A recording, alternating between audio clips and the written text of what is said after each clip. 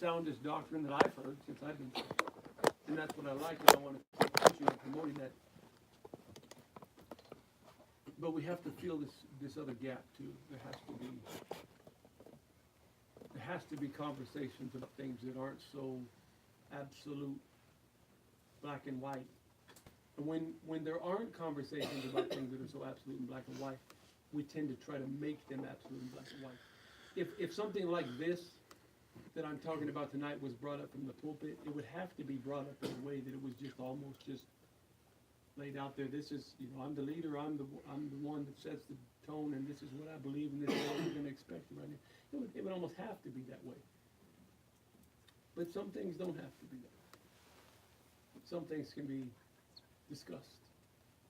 Yes, ma'am. We was at Brooklyn Tabernacle like last week, Mm-hmm. and I noticed they have a spirit of modesty about them. Mm-hmm. They don't dress the way that we dress, but I noticed it, and then Sarah said the same thing to me. She said, do you notice that they look modest even though they dress differently than we do? Right. It's like it's a whole spirit, though. That's exactly right. There's a sister here that's commenting right now about they went to the Brooklyn Tabernacle in New York, and how the people there have a spirit of modesty about them, and they maybe don't dress exactly Pentecostal like a lot of the people that are in this room dress, but multiple people had noticed it, and I noticed that a lot of places I go.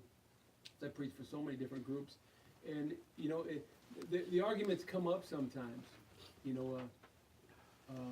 We all know a woman somewhere in our lives that wears a dress all the time and is mean and aggressive and out of place. And so, and that's my point.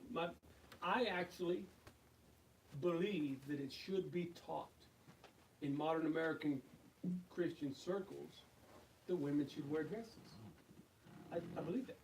My wife does, my daughter does, the handful of people that I have any direct authority over in the immediate staff positions do, because it's so simple and it's so in line with doctrine.